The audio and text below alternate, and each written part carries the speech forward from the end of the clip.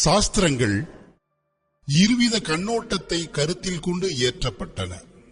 ஒன்று சமுதாய கோட்பாடுகளை போதித்தல், மற்றொன்று கலாச்சார பண்பாடுகளை நிலைநிறுத்தி வைத்தல். இதன் மூலமாக சமுதாயத்தினர் முன்னோர்கள் கடந்து வந்த அடிச்சுவடுகளை பின்பற்றி வாழ்க்கையை அமைத்துக் கொண்டு வாழ்வில் நிரந்தர அமைதியை பெற்று மகிழ்ச்சியோடு வாழ்ந்து வாழ்வை நிறைவு செய்ய முடியும். ராமாயணம், பைபிள், குரான் ஆகியவைகளிலும் மேற்கூறிய இருவகை கண்ணோட்டங்களே காணப்படுகின்றன. ஆனால் உலகியல் கண்ணோட்டத்திலேயே மனிதன் உழல்வதால் உலகியல் வாழ்க்கைக்காக வகுக்கப்பட்ட சமுதாய கோட்பாடுகளிலேயே மூழ்குவதோடு மட்டுமல்லாமல் ஆன்மீக பண்பாடுகளையும் அதே பௌதீக கண்ணோட்டத்துடன் காண முயற்சிக்கிறான். பிறகு சாஸ்திரங்களிலும் இவ்வாறுதான் எழுதப்பட்டுள்ளது என்றும் கூறுகிறான். எனவே பகவான் வேதவியாசரும் இந்த இரண்டு விஷயங்களையும் ஒன்றாக போதிப்பதற்காக மகாபாரதத்தை படைத்ததோடு மட்டுமல்லாமல் மேலான இறைநிலையை பெற்றுத் தரும் பாதையில் குழப்பத்தை ஏற்படுத்திவிடக்கூடாது என்பதற்காகவே ஆன்மீக கோட்பாடுகளையும் மேலான சாதனை முறைகளையும் தொகுத்து கீதையின் வடிவில் தனியாக ஏற்றி வைத்தார். இவ்வாறான ஆன்மீக கோட்பாடுகளை எடுத்து இயம்புகின்ற கீதையின் போதனைகளை தாங்கி வருவதே இந்த மூன்றாவது ஒளிப்பேழையாகும்.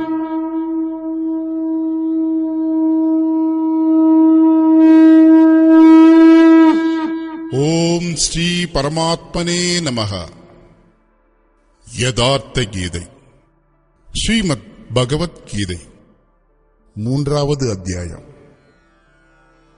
2வது அத்தியாயத்தில் பகவான் ஸ்ரீகிருஷ்ணர் இந்த புத்தியானது உனக்காக ஞானமார்க்கம் என்னும் விஷயத்தில் கூறப்பட்டது என்று கூறினார். எத்தகைய புத்தி? அதுவே யுத்தம் செய் என்னும் புத்தி.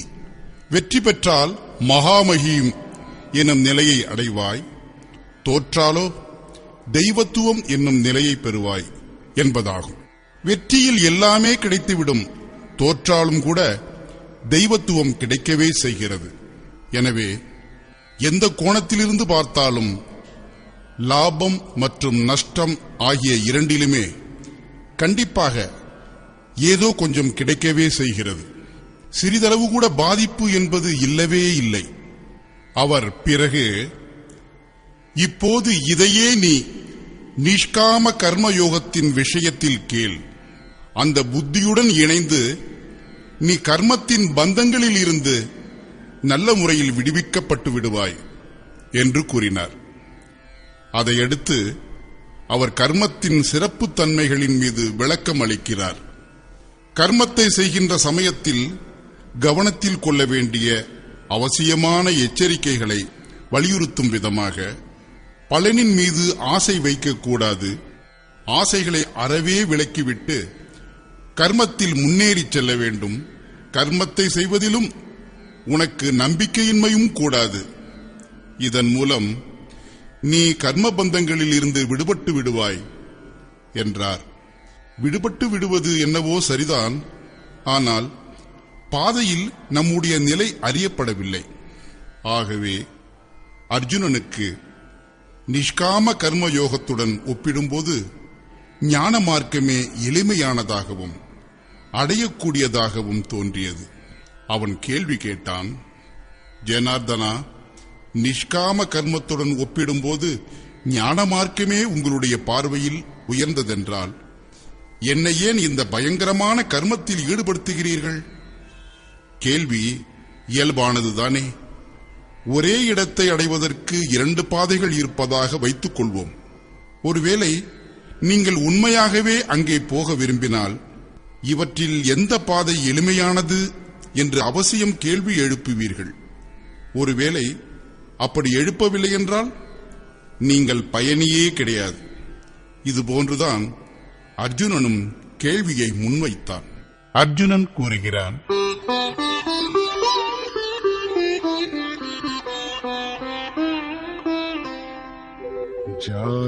चेत् कर्मणस्ते मता बुद्धिर्जनार्दन तत्किं कर्मणि घोरे मां नियोजयसि केशव. மக்கள் மீது தயபுரியும் ஜனார்தனா, ஒருவேளை நிஷ்காம கர்ம யோகத்துடன் ஒப்பிடும்போது ஞான யோகமே உயர்வானதாக கருதப்பட்டால், கேசவா, நீங்கள் என்னை பயங்கரமான இந்த கர்ம யோகத்தில் ஏன் ஈடுபடுத்துகிறீர்கள்? நிஷ்காம கர்ம யோகத்தில் அர்ஜுனனுக்கு பயங்கரம் தென்படுகிறது. ஏனெனில் அதில் கர்மத்தை செய்வதற்கு மட்டுமே அதிகாரம் உள்ளது, பலனில் ஒருபோதும் இல்லை. கர்மத்தை செய்வதில் நம்பிக்கையின்மையும் இருக்கக்கூடாது. நிரந்தரமான சமர்ப்பணத்துடன் யோகத்தின் மீது மட்டுமே பார்வையை வைத்துக் கொண்டு கர்மத்திலேயே தொடர்ந்து ஈடுபட்டிருக்க வேண்டும்.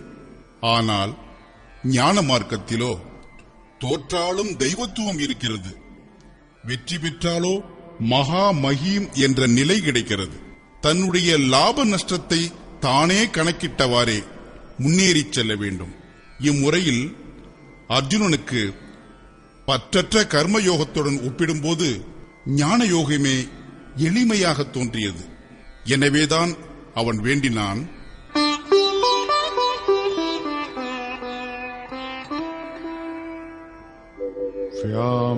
व्यामिश्रेणेव वाक्येन बुद्धिं मोहयसीव मे तदेकं वद निश्चित्य येन श्रेयोऽहमाप्नुयाम्. நீங்கள் இந்த இரண்டையும் ஒன்றாக கூறி என் அறிவை குழப்பவே செய்கிறீர்கள். நீங்கள் எனது அறிவில் ஏற்பட்டுள்ள குழப்பத்தை நீக்குவதற்கான முயற்சியில் அல்லவா இறங்கியுள்ளீர்கள். எனவே இவற்றிலிருந்து ஒன்றை நிச்சயப்படுத்தி கூறுங்கள். அதன் மூலமாக நான் மேலான நன்மையாகிய மோட்சத்தை அடைவேனாக. இது பற்றி ஸ்ரீகிருஷ்ணர் கூறினார். ஸ்ரீ பகவான் கூறுகிறார்,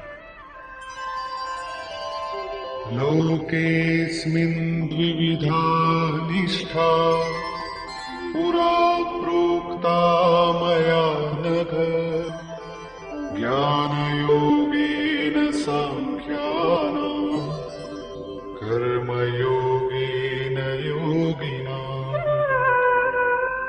பாவமற்றவனே அர்ஜுனா, இந்த உலகில் உண்மையை தேடியறிந்து கொள்வதற்கு இரண்டு சிந்தனை ஓட்டங்கள் என் மூலமாக முன்பே சொல்லப்பட்டுள்ளது. இங்கே முன்பே என்பதற்கு எப்போதோ சத்திய யுகம் அல்லது திரேதாயுகத்தில் என்ற அர்த்தம் கிடையாது. மாறாக இப்போதுதான் நிறைவு பெற்ற இரண்டாவது அத்தியாயத்தில் சொல்லப்பட்டது என்று அர்த்தமாகும். ஞானிகளுக்காக ஞான மார்க்கமும் யோகிகளுக்காக நிஷ்காம கர்ம மார்க்கமும் சொல்லப்பட்டது. இரண்டு மார்க்கங்களுக்கும் ஏற்றவாறு கர்மத்தை செய்துதான் ஆக வேண்டும். கர்மம் தவிர்க்க முடியாத ஒன்றாகும். न कर्मणामनारम्भात् नैष्कर्म्यं पुरुषोऽश्नुते न च सन्न्यसनादेव सिद्धिं समधिगच्छति.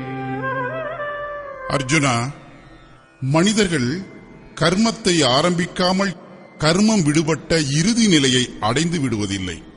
மேலும் ஆரம்பிக்கப்பட்ட கிரியையை துறந்து விடுவதால் மட்டுமே இறைவனை அடையப் பெறுதல் என்ற மேலான வெற்றியை பெற்றுவிடுவதும் இல்லை.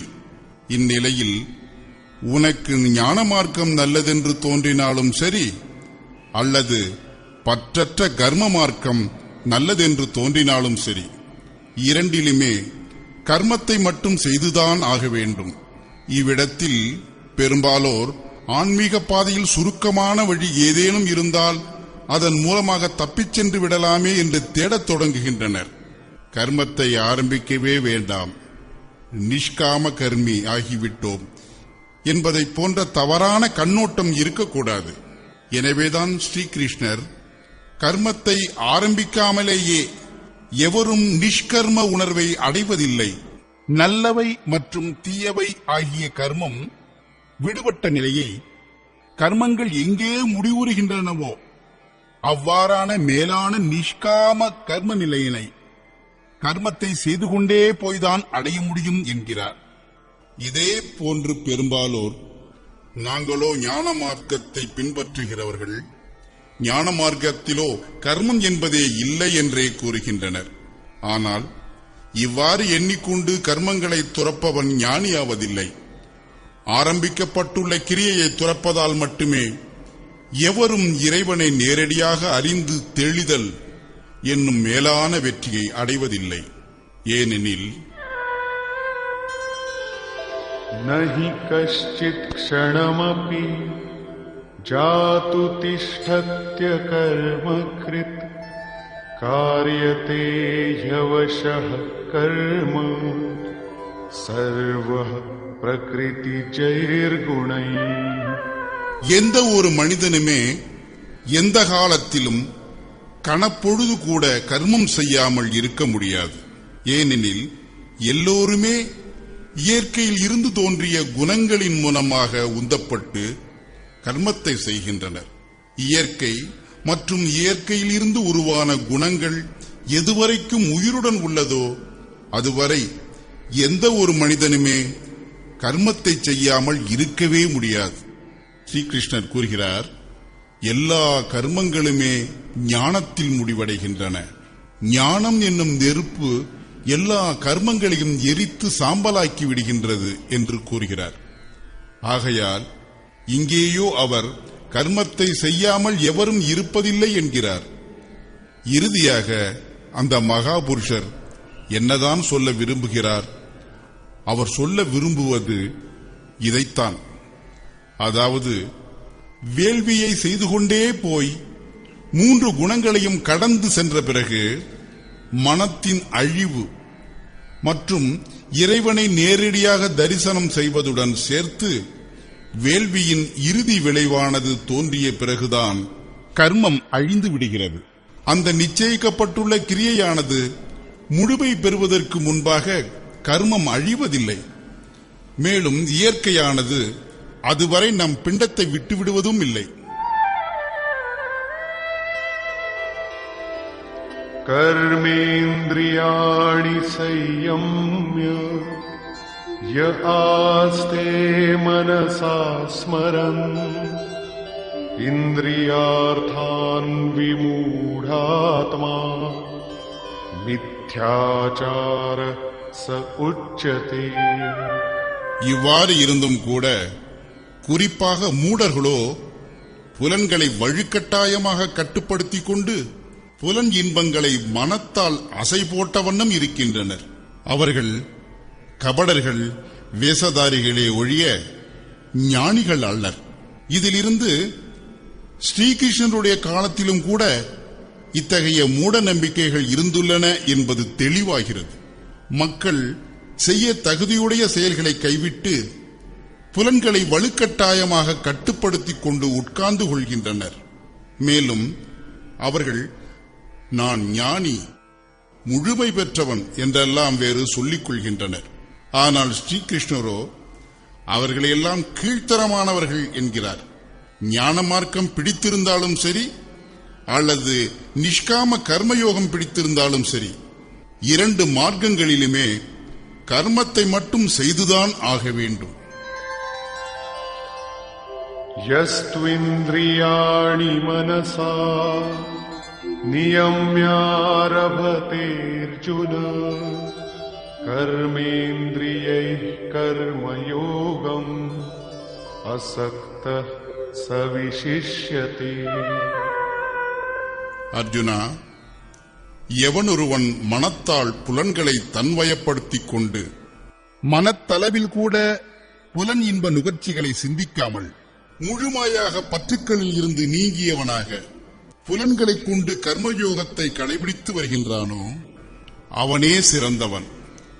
சரியாக கர்மத்தை கடைபிடிக்க வேண்டும் என்பது வரைக்கும் புரிந்துவிட்டது. ஆனால் எந்த கர்மத்தை கடைபிடிக்க வேண்டும் என்ற கேள்வி எழுகிறது. இது பற்றி கூறுகிறார். நியதம் குரு கர்மத்வம் கர்மஜாயோ யகர்மணः शरीरयात्रापि च ते न प्रसिद्धेद कर्मणः. அர்ஜுனா, நீ நிச்சயிக்கப்பட்டுள்ள கர்மத்தை செய். அதாவது கர்மங்களோ பலவகைப்பட்டன. அவற்றிலிருந்து ஏதோ ஒன்று மட்டுமே தேர்ந்தெடுக்கப்பட்டுள்ளது. அதே நிச்சயிக்கப்பட்டுள்ள கர்மத்தை செய்.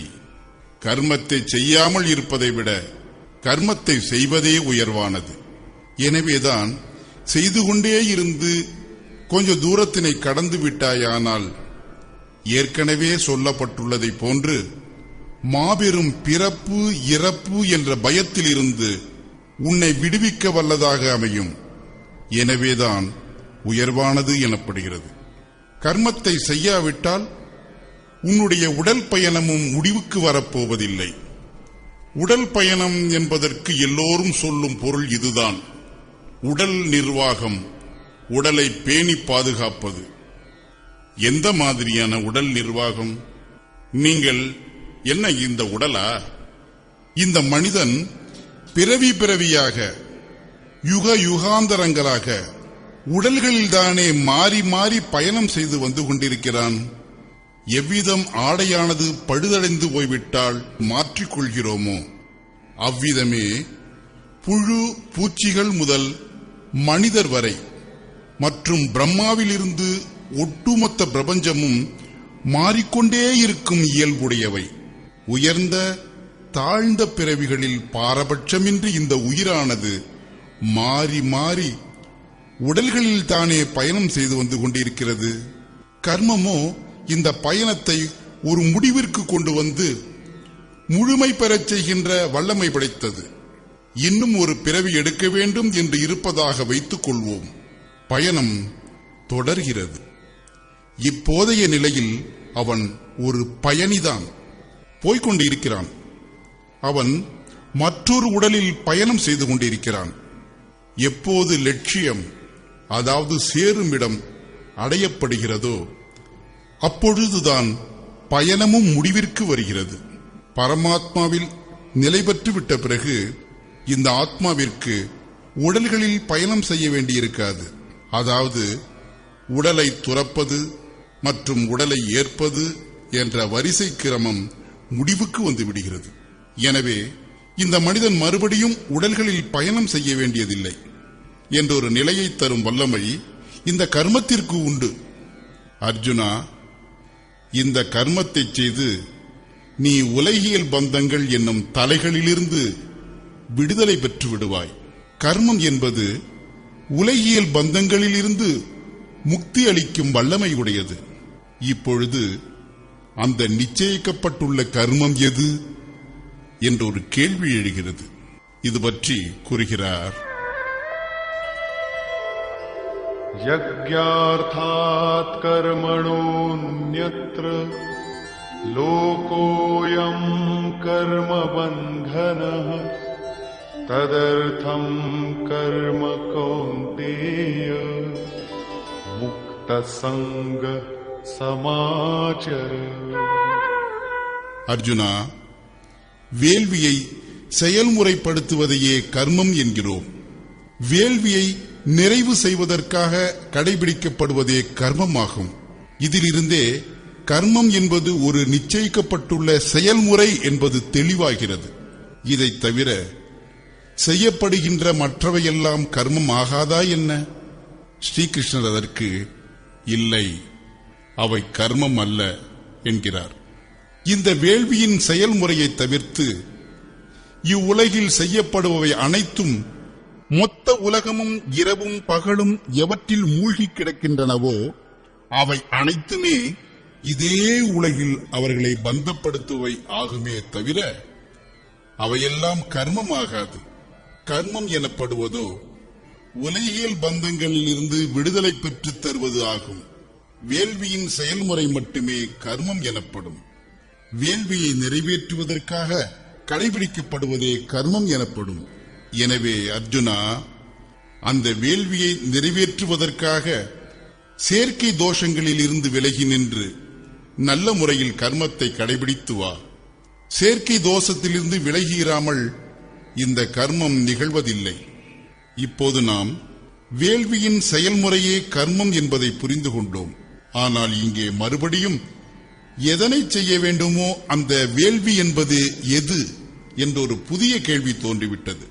இதற்காக முதலில் வேள்வியை பற்றி ஒன்றும் கூறாமல் ஸ்ரீகிருஷ்ணர் வேள்வி எங்கிருந்து வந்தது, அது என்ன தருகிறது, அதனுடைய சிறப்பு அம்சங்கள் ஆகியவற்றை விளக்க ஆரம்பிக்கிறார். மேலும் 4வது அத்தியாயத்தில் சென்று நாம் எதற்கு செயல் வடிவம் தருவதால் நம் மூலமாக கர்மம் நிகழத் தொடங்குமோ அந்த வேள்வி என்பது என்ன என்பதை தெளிவாக விளக்கி அருள்கிறார். யோகீஸ்வரர் ஸ்ரீகிருஷ்ணனுடைய தனிச்சிறப்பு என்னவென்றால், அவர் எதை பற்றி விளக்க விரும்புகிறாரோ முதலில் அதனுடைய சிறப்புத்தன்மைகளை பற்றி விளக்கி அதன் மீது நம்பிக்கை ஏற்படச் செய்கிறார். அதற்கு பிறகு அதனை கடைபிடித்து ஒழுகும் பொழுது கவனத்தில் கொள்ள வேண்டிய எச்சரிக்கைகளின் மீது விளக்கம் அளிக்கிறார். கடைசியில் அதன் முக்கியமான மையக் கொள்கையை தெளிவாக விளக்கி அருளி அதனை நிலைநாட்டுகிறார்.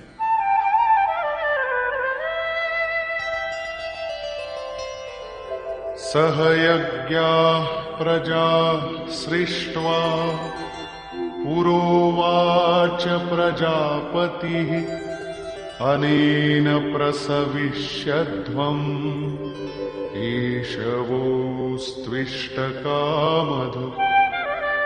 படைப்பு கடவுளாகிய பிரம்மா படைப்பின் ஆரம்பத்தில் வேள்வியுடன் கூடிய குடிமக்களை உருவாக்கி, இந்த வேள்வியின் மூலமாக விருத்தி அடையுங்கள்.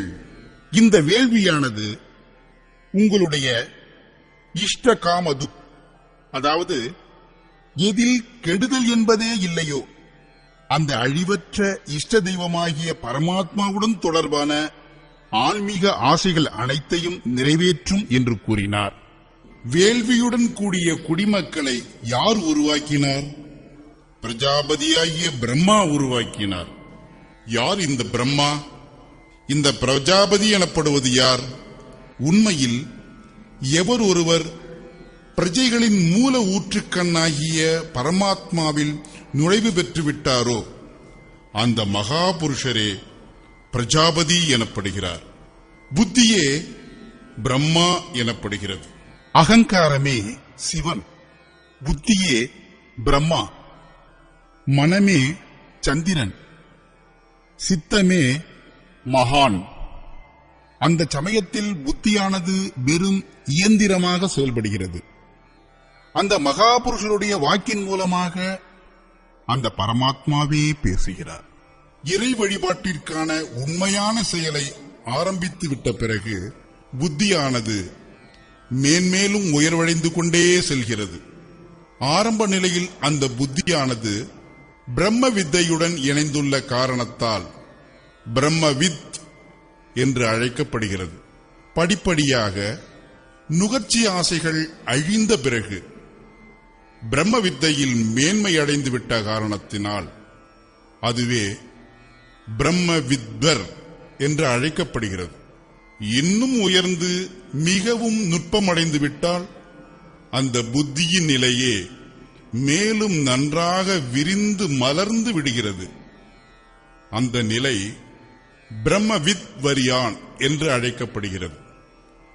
அந்த நிலையை அடைந்துள்ள பிரம்மவித் வேத்தா எனப்படும் மகாபுருஷர் மற்றவர்களையும் உயர்வான ஆன்மீக மார்க்கத்திற்கு அழைத்து வருகின்ற அதிகாரத்தை பெற்றுவிடுகிறார்.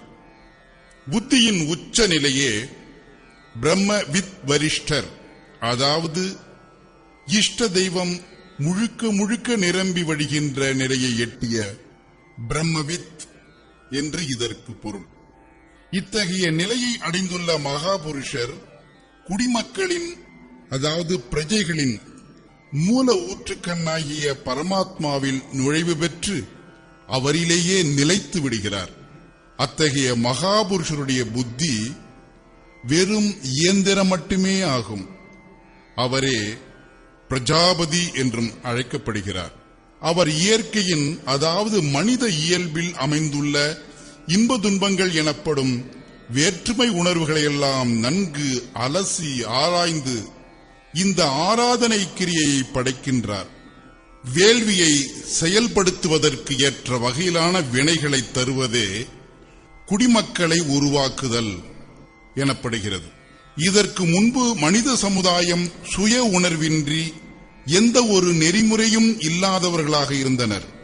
படைப்பு தொடக்கமற்றது. வேள்வியில் ஈடுபடுவதற்கு ஏற்றவாறு அவற்றை நெறிப்படுத்துவதே உருவாக்குதல் அல்லது ஒழுங்குமுறைப்படுத்துதல் எனப்படுகிறது. அத்தகைய மகாபுருஷர் படைப்பின் ஆரம்பத்தில் வேள்வியுடன் கூடிய குடிமக்களை உருவாக்கினார். கல்பம் நோயற்ற ஆரோக்கியமான வாழ்வை தருகிறது. வைத்தியர்கள் கல்பத்தை தயாரித்து கொடுக்கின்றனர். ஒரு சிலர் காயகல்பத்தை தயாரிக்கின்றனர். இது கணப்பொழுது மட்டுமே நீடிக்கின்ற இந்த அழியும் உடலுக்கான கல்பமாகும். ஆனால் இந்த உலகம் என்னும் பெருநோயில் இருந்து விடுதலை கிடைக்கச் செய்வதே உண்மையான கல்பமாகும். இறை ஆராதனையின் ஆரம்பமே அத்தகைய கல்பத்திற்கான தொடக்கமாகும். ஆராதனை முழுமையாக நிறைவு பெற்றுவிட்டால் உங்களுடைய கல்பமும் அத்துடன் நிறைவடைகிறது. இம்முறையில் பரமாத்மாவில் நிலை பெற்ற மகாபுருஷர்கள் இறை வழிபாட்டின் ஆரம்பத்தில் வேள்வியுடன் கூடிய வினைகளை, அதாவது சம்ஸ்காரங்களை ஒருங்கிணைத்து இந்த வேள்வியால் நீங்கள் விருத்தி அடையுங்கள் என்று கூறி அருளினார். இந்த வேள்வியானது இஷ்ட தெய்வம் தொடர்பான உயர் ஆன்மீக ஆசைகளை நிறைவேற்றுவது ஆகும். பரமாத்மாவே இஷ்ட தெய்வம். அந்த பரமாத்மாவுடன் தொடர்புடைய உயர் ஆன்மீக ஆசைகளை நிறைவேற்ற வல்லதாகும். இந்த வேள்வியானது நேரடியாக அந்த பரமாத்மாவை பெற்றுத் தந்துவிடுமா அல்லது படிப்படியாகத்தான் சென்று அவரை அடைய முடியுமா என்ற ஒரு கேள்வி எழுவதும் இயல்பானதே.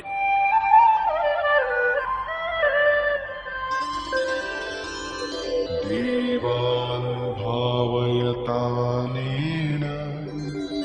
தே தேவா பாவயந்து வஹ பரஸ்பரம் பாவயந்தः ஸ்ரேய பரமவாப்ஸ்யத.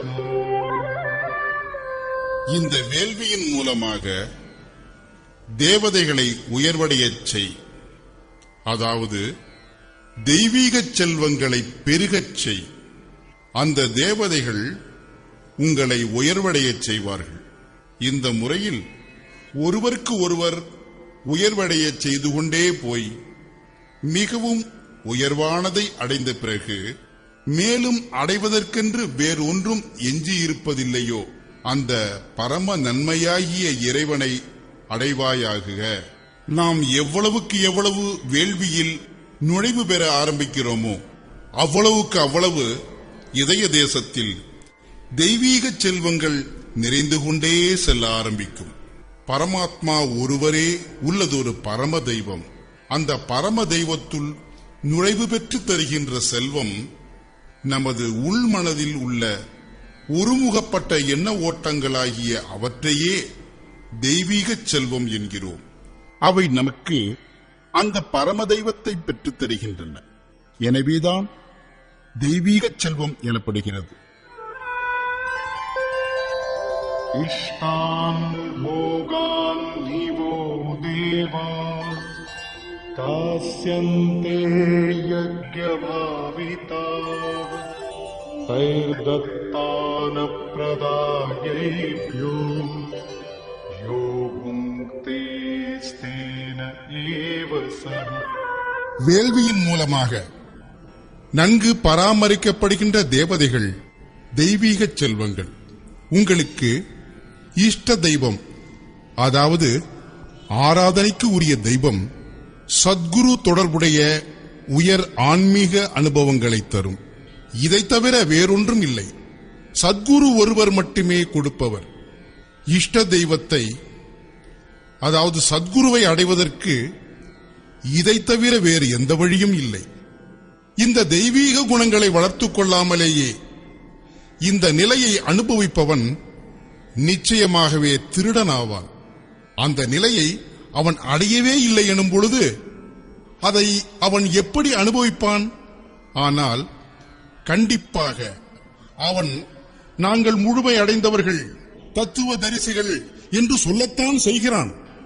அவ்வாறு சுய தம்பட்டம் அடித்துக் கொள்பவன் இந்த பாதையில் தன்னுடைய முகத்தை மறைத்துக் கொண்டு போலித்தனமான முகமூடியை அணிந்து திரிகிறான். அவன் நிச்சயமாகவே திருடன் தானே தவிர இறைநிலையை அடையப் பெற்றவன் இல்லை. சரி, அது இருக்கட்டும். இறைவனை அடைபவன் என்ன பெறுகிறான்?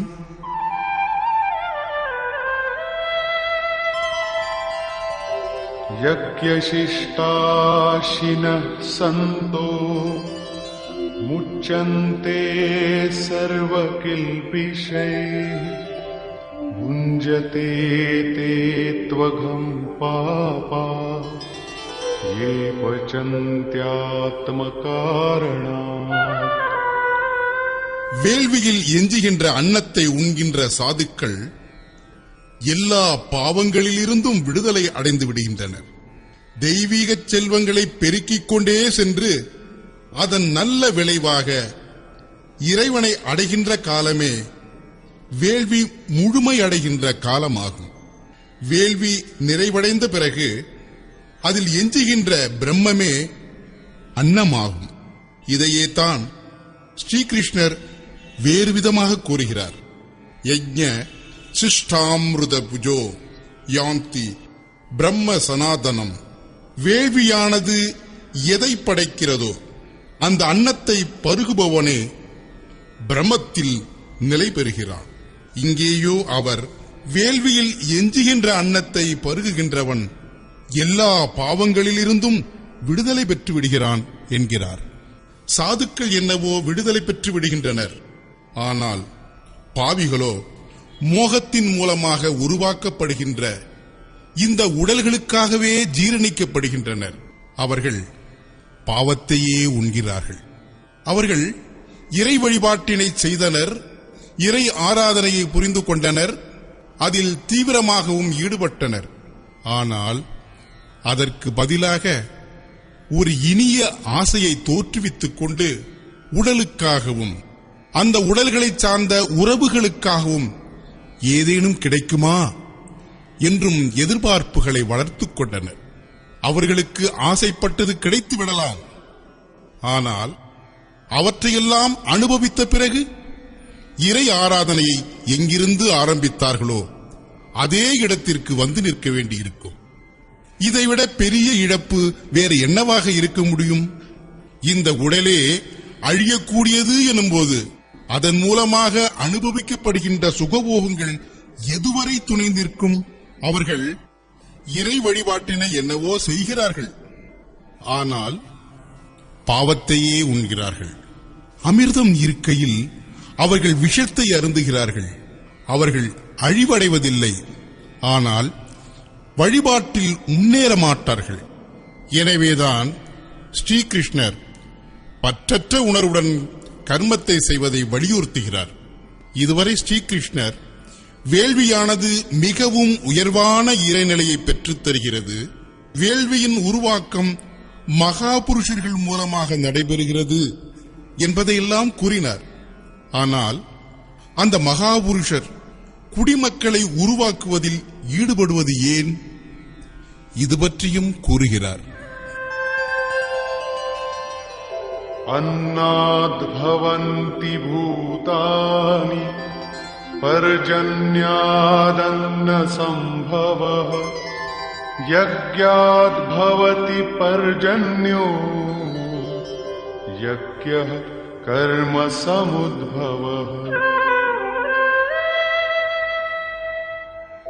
कर्म ब्रह्मोद्भवं विद्धि ब्रह्माक्षर समुद्भवम् तस्मात् सर्वगतं ब्रह्म नित्यं यज्ञे प्रतिष्ठितम्. மனிதர் உட்பட எல்லா உயிரினங்களும் இந்த அன்னத்தில் இருந்துதான் உற்பத்தியாகின்றன. அன்னம் பிரம்மேதி வியஜானாத். தைத்திரிய உபனிஷதம். அன்னமே பரமாத்மா ஆகும். அந்த பிரம்மாமிர்தத்தை குறிக்கோளாக கொண்டுதான் மனிதர்கள் வேள்வியில் தீவிரமாக ஈடுபடுகின்றனர். அன்னத்தின் உற்பத்தி மழையினால் உண்டாகிறது. மேகங்களால் பெய்கின்ற மழையினால் அல்ல, மாறாக இறைவனின் அருள் மழையினாலேயே ஆகும்.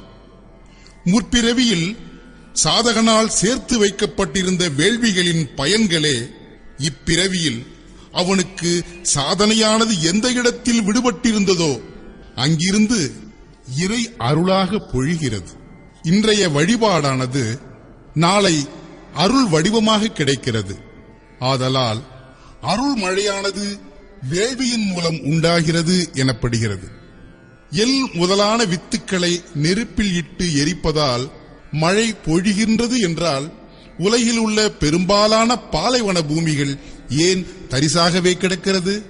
அவை அனைத்தும் பசுமையானதாகிவிடாதா என்ன?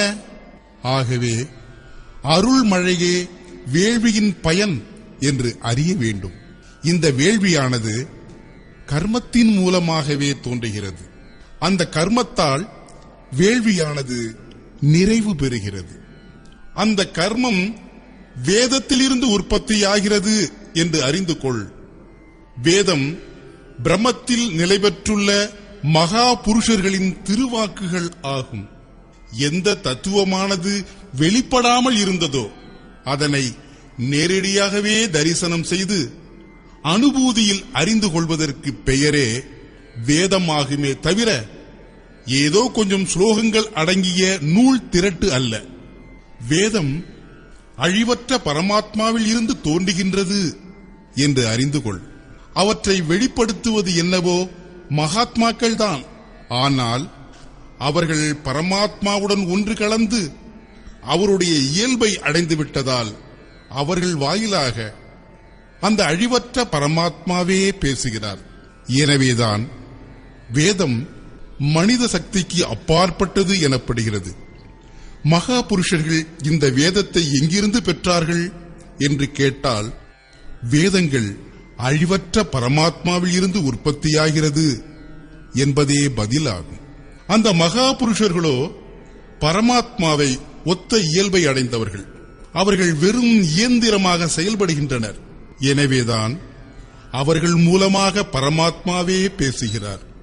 ஏனெனில் வேள்வியின் மூலமாகவே மனமானது முழுமையாக கட்டுப்படுத்தப்பட்டு விடுகின்ற காலத்தில் அந்த பரமாத்மா தோன்றுகிறார்.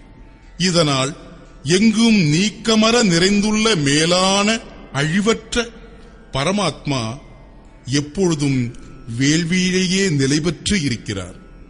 வேள்வியே அவரை அடைவதற்கான ஒரே வழியாகும். இதை மேலும் வலியுறுத்தியபடியே एवं प्रवर्तितं चक्रं नानुवर्तयति हयः अघायुरिन्द्रियारामो मोघं पार्थ सजीवति. பார்த்தனே, எவனொருவன் இந்த உலகத்தில் மனித உடலை பெற்ற பிறகும் சாதனை சக்கரத்திற்கு ஏற்ப நடக்கவில்லையோ, தெய்வீக குணங்கள் எனப்படும் தெய்வீக செல்வங்களை உயர்த்துதல், ஒருவரை ஒருவர் முன்னேற்றுவதன் மூலம் குறைவற்ற அழிவற்ற இறைவனை அடைதல், இந்த வரிசை கிரமத்திற்கு ஏற்ப நடக்கவில்லையோ, புலன்களின் இன்பங்களையே நாடுகின்ற, அவற்றின் ஓய்வையே விரும்புகின்ற அந்த பாவி மனிதன் வீணாகவே வாழ்கிறான். சகோதரர்களே, யோகேஸ்வரர் ஸ்ரீகிருஷ்ணர் 2வது அத்தியாயத்தில் கர்மத்தின் பெயரை மட்டுமே உச்சரித்தார். இந்த அத்தியாயத்திலோ நிச்சயிக்கப்பட்டுள்ள கர்மத்தை செய் என்று கூறினார். வேள்வியின் செயல்முறையே கர்மம் எனப்படுகிறது. இதை தவிர செய்யப்படுகின்ற அனைத்துமே இதே உலகில் நம்மை பந்தப்படுத்துபவை ஆகும். எனவேதான் சேர்க்கை தோஷங்களில் இருந்து விலகி இருந்து கொண்டு அந்த வேள்வியின் முழுமையாக நிறைவேற்றி முடிப்பதற்காக இந்த கர்மத்தை கடைபிடி என்று அவர் வேள்வியின் சிறப்பு தன்மைகள் மீது விளக்கம் அளிக்கிறார். வேள்வியானது பிரம்மத்திலிருந்து உற்பத்தியாகிறது என்றும் கூறினார். குடிமக்கள் அன்னத்தையே குறிக்கோளாக கொண்டு இந்த வேள்வியில் ஈடுபடுகிறார்கள். வேள்வியானது கர்மத்தில் இருந்தும், கர்மமானது மனித சக்திக்கு அப்பாற்பட்ட வேதத்திலிருந்தும் உற்பத்தியாகிறது. வேத மந்திரங்களை கண்டறிந்து வெளிப்படுத்துவது மகாபுருஷர்கள்தான். அவர்களுடைய தன்னுணர்வு அழிந்து போய்விட்டது. இறைவனில் ஒன்றியவுடன் அழிவற்ற பரமாத்மா மட்டுமே எஞ்சி இருக்கிறார். எனவேதான் வேதம் பரமாத்மாவில் இருந்து தோன்றுகிறது. இதுவரைக்கும் ஸ்ரீகிருஷ்ணர் வேள்வி என்றால் என்ன என்பது பற்றி ஒன்றும் கூறவில்லை. இந்த வேள்வியை செய்து கொண்டேதான் இருக்க வேண்டுமா? இதற்கு முடிவு என்ற ஒன்றும் உண்டா? இது பற்றி யோகேஸ்வர ஸ்ரீகிருஷ்ணர் கூறுகிறார். यस्त्वात्मरतिरेव स्यात् आत्मतृप्तश्च मानवः आत्मन्येव च सन्तुष्टः तस्य कार्यं न विद्यते. ஆனால் எவர் ஒருவர் ஆன்மாவில் மட்டுமே திளைத்தவராக, ஆன்மாவில் மட்டுமே திருப்தி உடையவராக, ஆன்மாவில் மட்டுமே மகிழ்ச்சி அடைபவராக இருக்கிறாரோ அத்தகையவருக்கு எந்த கடமையும் இருப்பதில்லை. இதுவே அடைய வேண்டிய லட்சியமாக இருந்தது. எப்பொழுது புலன்களுக்கு அப்பாற்பட்ட என்றும் நிலையான மாறாத அழிவற்ற ஆன்ம தத்துவம் அடையப்பட்டு விட்டதோ அதற்கு மேல் எதை போய் தேடிக்கொண்டிருப்பது? அத்தகைய மகாபுருஷருக்கு கர்மம் செய்ய வேண்டிய அவசியமும் இருப்பதில்லை. இறை ஆராதனையில் ஈடுபட வேண்டிய கட்டாயமும் இல்லை. ஆன்மா மற்றும் பரமாத்மா ஆகிய இரண்டுமே சமமான அர்த்தத்தையே தருகின்றன. இதையே அவர் மறுபடியும் விவரிக்கிறார். நைவ தஸ்ய கிருதேனார்த்தோ நாக்ருதேனேஹ கஷ்சன ந சாஸ்ய சர்வபூதேஷு கஷ்சிதர்த்தவ்யபாஸ்ரயः.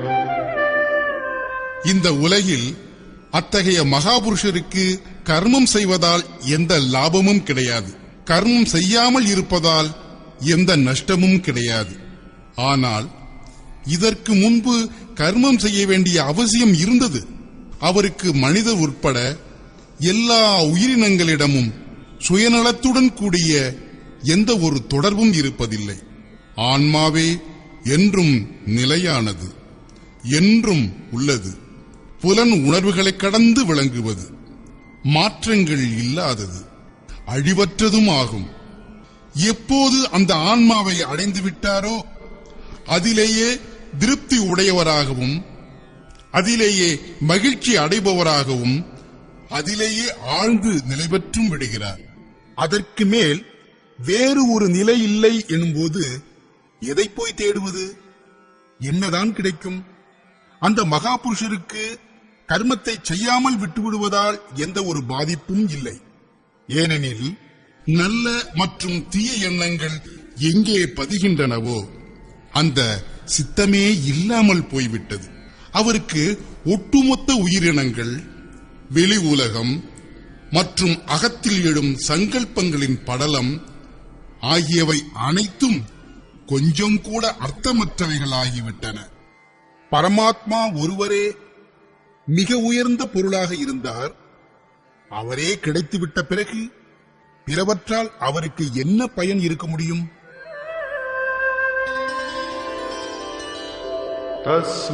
தஸ்மாதசக்தः சததம் கார்யம் கர்ம சமாச்சர அசக்தோ ஹ்யாச்சரன் கர்ம பரமாப்னோதி புருஷः. இந்த நிலையை அடைவதற்காக நீ பற்றுக்கள் அனைத்தும் நீங்கியவனாகி நிரந்தரமாக செய்யத்தகுந்த கர்மத்தை நல்ல முறையில் செய். ஏனெனில் பற்றற்றவனே கர்மத்தை செய்து பரமாத்மாவை அடைகிறான். நிச்சயிக்கப்பட்டுள்ள கர்மம், செய்யத் தகுந்த கர்மம் இரண்டும் ஒன்றுதான். கர்மத்தை செய்வதற்கு தூண்டுணர்வை தந்தபடியே அவர் மறுபடியும் கூறுகிறார், कर्मणैव हि संसिद्धिम् आस्थिता जनकादयः लोकसङ्ग्रहमेवापि सम्पश्यन् कर्तुमर्हसि. ஜனகர் என்றால் ராஜா ஜனகர் இல்லை, பிறப்பு அதாவது ஜென்மம் அளிப்பவரே ஜனகர் ஆவார். யோகமே ஜனகர் என்பதாகும். அதுவே உங்களுடைய உண்மை இயல்பாகிய ஆன்ம வடிவத்தை பிறப்பிக்கிறது, அதனை வெளிப்படுத்துகிறது. யோகம் கைகூட பெற்ற ஒவ்வொரு மகாபுருஷருமே ஜனகர் ஆவார். அவ்வாறு யோகம் கைகூட பெற்ற எத்தனையோ ரிஷிகள் ஜனகாதய, ஜனகர் முதலான ஞானியர் பெருமக்களாகிய மகாபுருஷர்களும் கர்மங்களின் மூலமாகவே மேலான வெற்றி எனப்படும் பரமசித்தியை அடைந்துள்ளனர். பரமசித்தி என்றால் பரம தத்துவமாகிய பரமாத்மாவை அடைதல் என்று பொருள். ஜனகர் முதலான பண்டை காலத்தில் தோன்றிய மகரிஷிகள் அனைவருமே வேள்வியின் செயல்முறை எனப்படுகின்ற இந்த செய்யத் தகுந்த கர்மத்தை செய்து அதன் மூலமாகத்தான் வீடு பேற்றை அடைந்துள்ளனர். ஆனால் இறைவனை தரிசித்து முக்தி அடைந்த பிறகு அவர்களும் கூட பின்வரும் சமுதாயத்தினரின் நலனை கருத்தில் கொண்டு கர்மத்தை தொடர்ந்து செய்கின்றனர். எனவே நீயும் இறைவனை தரிசித்து முக்தி அடைவதற்கும் அவ்வாறு முக்தி அடைந்த பிறகு உலக நாயகனாக உருவாவதற்கும் இந்த செய்வதற்குரிய கர்மத்தை செய்யும் தகுதி உடையவன் ஆவாய். ஏன் இப்போதுதான் ஸ்ரீகிருஷ்ணர் இறைவனை தரிசித்து முக்தி அடைந்த பிறகு மகாபுருஷருக்கு கர்மம் செய்வதால் எந்த ஒரு லாபமும் இல்லை, கர்மம் செய்யாமல் விட்டுவிடுவதால் எந்த ஒரு நஷ்டமும் இல்லை, அப்படி இருந்த பிறகும் கூட பின்வரும் சமுதாயத்தினரின் நலனை கருதியும் உலக நன்மை ஆகியவற்றை உருவாக்குவதற்காகவும் நல்ல முறையில் நிச்சயிக்கப்பட்டுள்ள கர்மத்தை தொடர்ந்து அனுசரிக்கிறார் என்று கூறியிருந்தார்.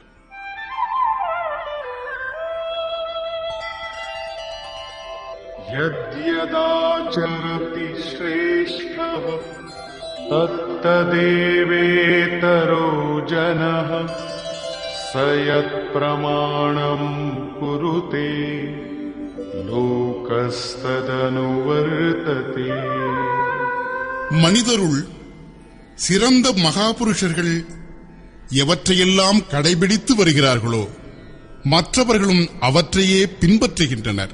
அந்த மகா புருஷர்கள் எவற்றையெல்லாம் சான்றாக எடுத்து உரைக்கிறார்களோ உலகம் அவற்றையே ஏற்று நடக்கிறது. ஸ்ரீகிருஷ்ணர் முதலில் ஆன்ம வடிவத்தில் நிலை பெற்ற, ஆன்மாவில் மட்டுமே திருப்தி காண்கின்ற மகாபுருஷருடைய வாழ்வியலை பற்றி தெளிவுபடுத்தினார். அவரை பொறுத்தவரையில் கர்மத்தை செய்வதால் எந்த ஒரு லாபமும் இல்லை, கர்மத்தை செய்யாமல் இருப்பதால் எந்த ஒரு நஷ்டமும் இல்லை. அதற்கு பிறகும் கூட ஜனகர் முதலாகிய மகாபுருஷர்களும் கர்மத்தில் நல்லவிதமாக ஈடுபட்டு வந்தனர். இங்கே அந்த மகாபுருஷர்களுடன் ஸ்ரீகிருஷ்ணரும் மெதுவாக தம்மையும் ஒப்பிட்டு தானும் ஒரு மகாபுருஷர் என்று அறிவிக்கிறார்.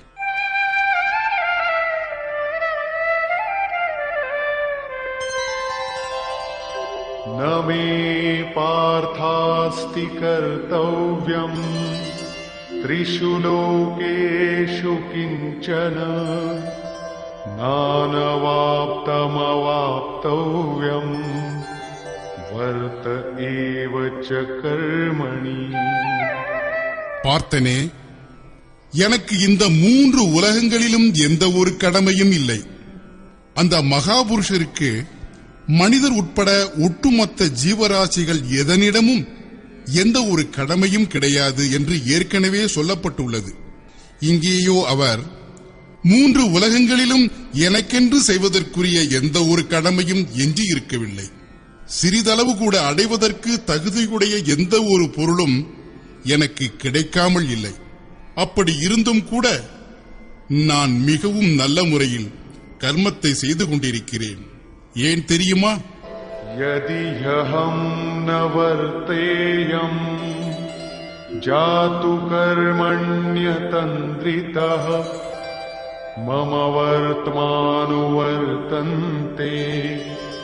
मनुष्याः पार्थ सर्वशः.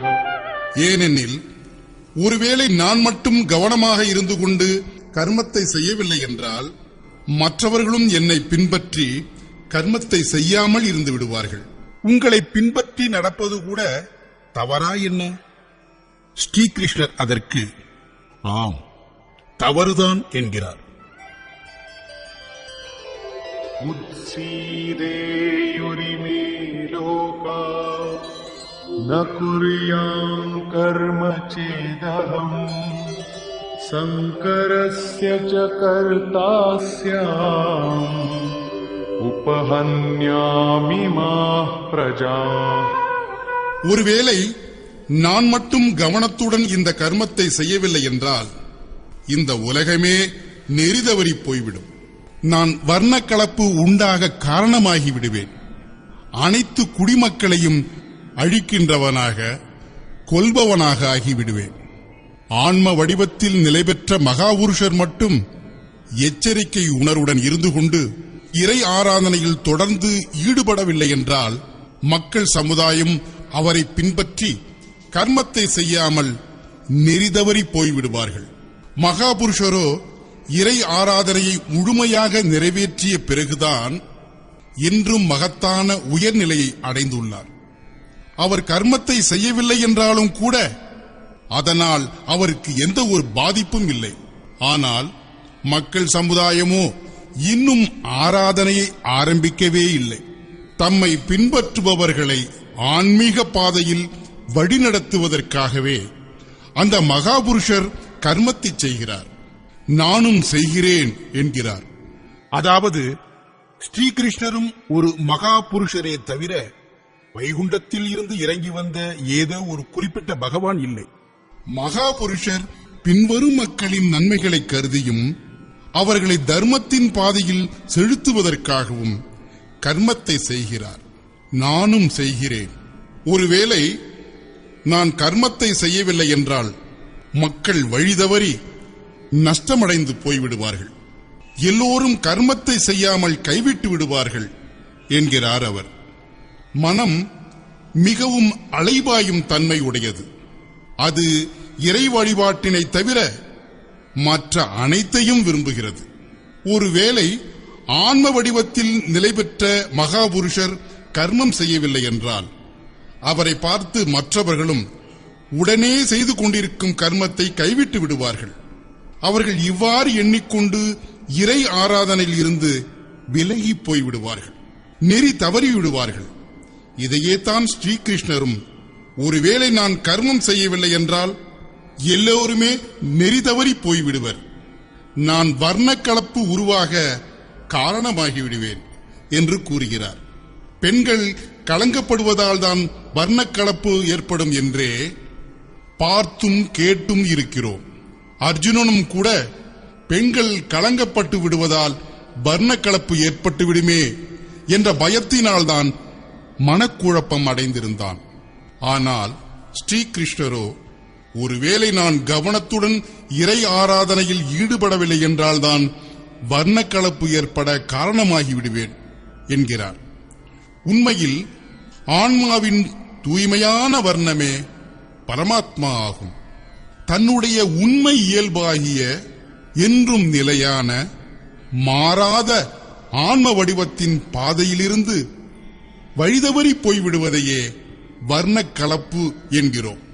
ஒருவேளை ஆன்ம வடிவத்தில் நிலை பெற்ற மகாபுருஷர் ஆன்ம கிரியையை கடைபிடித்து வரவில்லை என்றால் மற்றவர்களும் அவரை பின்பற்றி ஆன்ம கிரியையை கைவிட்டுவிட்டு ஆன்மீக பாதையில் இருந்து வழிதவறி போய்விடுவார்கள். வர்ணக்கலப்பு உண்டாகிவிடும். அவர்கள் இயற்கை அல்லது படைப்பின் பக்கமாக இழுத்துச் செல்லப்பட்டு காணாமல் போய்விடுவார்கள். இயற்கை அல்லது படைப்பின் பக்கமாக உலகின் இன்ப துன்பங்களிலேயே சிதறிப்போவதையே வர்ண கலப்பு என்கிறோம். ஒருவேளை மகாபுருஷர் எச்சரிக்கையுடன் இருந்து கொண்டு நிச்சயிக்கப்பட்டுள்ள கர்மமாகிய ஆன்ம கிரியையை செய்து கொண்டு மற்றவர்களையும் செய்ய வைக்காமல் இருப்பாரேயானால் மொத்த குடிமக்களையும் அழிப்பவராகவும் கொள்பவராகவும் ஆகிவிடுவார். சாதனை கிரமத்தில் சென்று அந்த அழிவற்ற மூலப்பொருளை அடைவதே வாழ்க்கையாகும். இயற்கை அல்லது படைப்பில் சிதறி போவதும் வழி தவறி உழுவதுமே மரணமாகும்.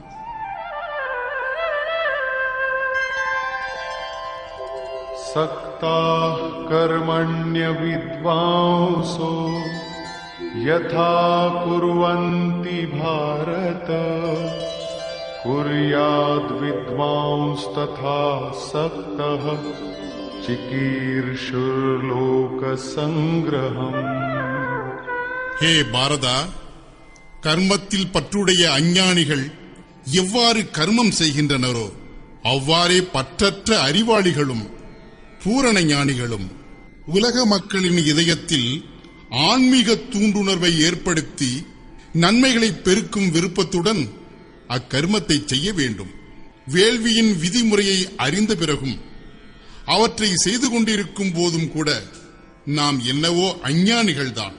ஞானம் என்பதற்கு அர்த்தம் என்னவென்றால் இறைவனை நேரடியாக தரிசனம் செய்து அறிதல் என்பதாகும்.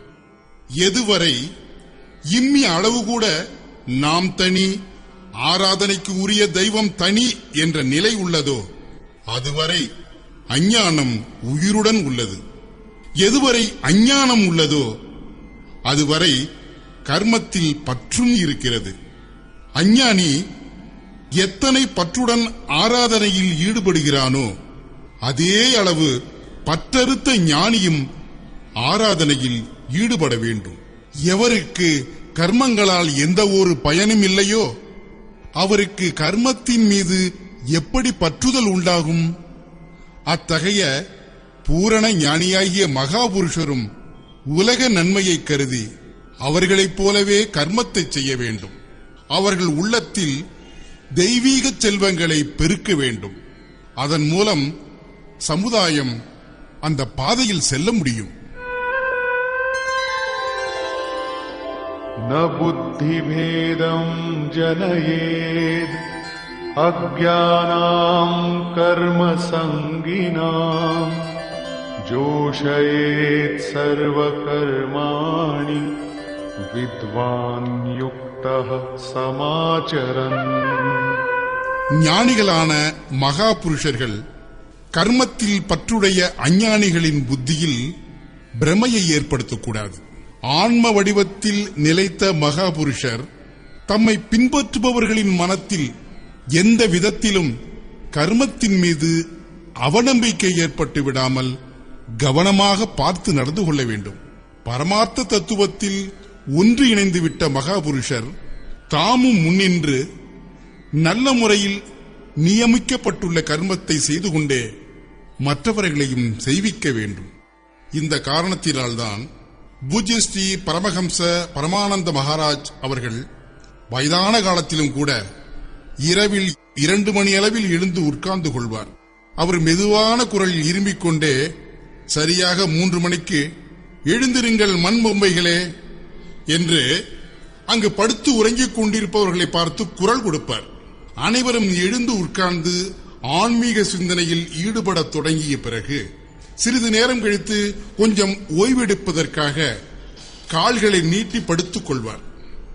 இன்னும் கொஞ்ச நேரம் கழித்து மீண்டும் எழுந்து உட்கார்ந்து விடுவார். அவர் தமக்கு முன்னால் இறை வழிபாட்டில் அமர்ந்திருப்பவர்களை பார்த்து, நீங்கள் எல்லாம் மகாராஜ் அவர்கள் உறங்கிக் கொண்டிருக்கிறார் என்றா நினைக்கிறீர்கள்? நான் உறங்கவில்லை, நான் சுவாசத்தில் நிலைத்திருக்கிறேன். வயதான உடம்பு என்பதால் உட்காருவதற்கு கஷ்டப்படுகிறது, எனவேதான் கொஞ்சம் படுத்துக் கொள்கிறேன். ஆனால் நீங்கள் எல்லாம் நேராக நிமிர்ந்து உட்கார்ந்து கொண்டு ஆன்மீக சிந்தனையில் ஈடுபட வேண்டும். எதுவரைக்கும் எண்ணெய் ஒழுக்கினை போன்று சுவாசத்தில் மனமானது ஒன்றி தொடர்ச்சி அருந்து போகாமல் மற்ற சங்கல்பங்கள் எதுவும் நடுவில் நுழைந்து இடையூறு செய்யாமல் இருக்கிறதோ அதுவரைக்கும் விழிப்புடன் இருந்து கொண்டு ஆன்ம சிந்தனையை பழக வேண்டும். இதுவே சாதகனின் அறநெறியாகும். என்னுடைய சுவாசமோ மூங்கிலை போன்று உறுதியுடன் நிற்கிறது என்பார். இந்த காரணத்தினால்தான் தம்மை பின்பற்றுபவர்களை கர்மத்தில் ஈடுபடுத்துவதற்காக அந்த மகாபுருஷரும் மிகவும் நல்ல முறையில் கர்மத்தை செய்து வருகிறார். இந்த முறையில் ஆன்ம வடிவத்தில் நிலைபெற்ற மகாபுருஷரும் கூட தாமும் முன்னின்று கர்மத்தை செய்து கொண்டே சாதகர்களையும் இறை ஆராதனையில் ஈடுபடுத்த வேண்டும். சாதகரும் நம்பிக்கை பூர்வமாக இறை ஆராதனையில் ஈடுபட வேண்டும். ஆனால் ஞான யோகியாக இருந்தாலும் சரி, சமர்ப்பண உணர்வுடன் கூடிய நிஷ்காம கர்ம யோகியாக இருந்தாலும் சரி, சாதகனுக்கு தனது ஆன்மீக சாதனையை பற்றிய அகங்காரம் மட்டும் வரவே கூடாது. கர்மம் யார் மூலமாக நிகழ்கிறது, அது நிகழ்வதற்கு யார் காரணம், இது பற்றி ஸ்ரீகிருஷ்ணர் விளக்குகிறார். प्रकृते क्रियमाणानि गुणैः कर्माणि सर्वशः अहंकार विमूढात्मा कर्ताहमिति मन्यते. ஆரம்பத்தில் இருந்து முடிவு வரை கர்மமானது இயற்கையின் குணங்களின் மூலமாகவே நிகழ்த்தப்படுகிறது. அப்படி இருந்தும் கூட அகங்காரத்தால் ஆட்கொள்ளப்பட்ட மகாமூடர்கள் நானே செய்கிறேன் என்று எண்ணிக்கொள்கின்றனர். இறை ஆராதனை இயற்கையிலிருந்து தோன்றிய குணங்களின் மூலமாகவே நடைபெறுகிறது என்பதை எப்படி ஏற்றுக்கொள்வது? யாரேனும் அவ்வாறு பார்த்திருக்கிறார்களா? இது பற்றி கூறுகிறார். तत्त्ववित्तु महाबाहो गुणकर्म विभागयोः गुणागुणेषु वर्तन्ते इति मत्वा न सज्जते. பெரும் தோள்களை உடையவனே, மகாபாகோ, குணம் மற்றும் கர்மம் ஆகியவற்றின் பிரிவுகளை பரம தத்துவமாகிய பரமாத்மாவை அறிந்தவர்களான மகாபுருஷர்கள் கண்டறிந்துள்ளனர். அவர்கள் எல்லா குணங்களும் குணங்களிலேயே செயல்படுகின்றன என்பதை அறிந்து கொண்டு குணம் மற்றும் கர்மங்களின் கர்த்தா நாம் தான் என்று பற்றுக்கொள்வதில்லை.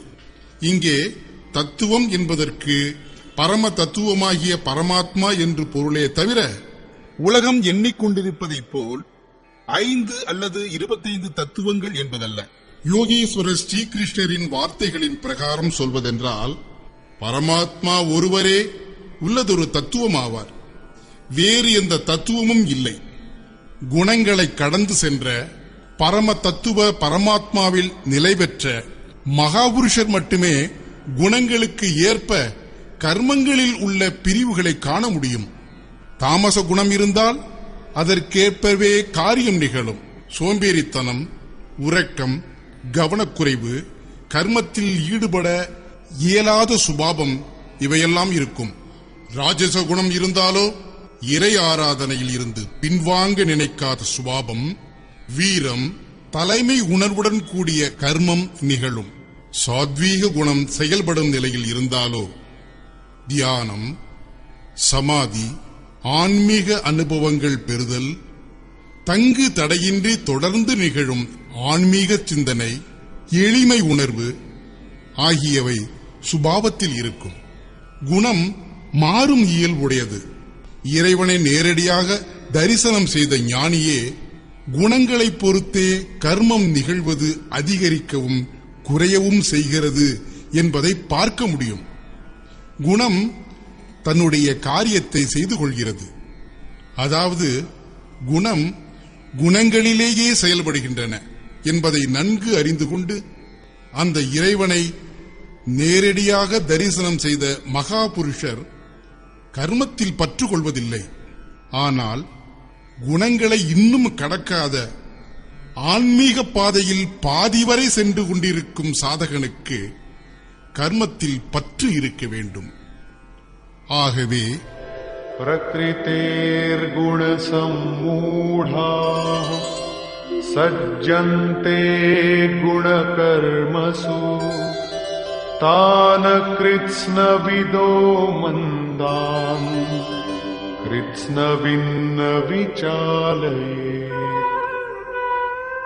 இயற்கையின் அதாவது சுபாவத்தின் குணங்களால் மோக வசப்பட்டிருக்கும் மனிதர்கள் குணம் மற்றும் கர்மங்களில் படிப்படியாக நிர்மலமான தூய்மையான குணங்களின் மேன்மையைக் கண்டு அவற்றில் பற்று கொள்கின்றனர்.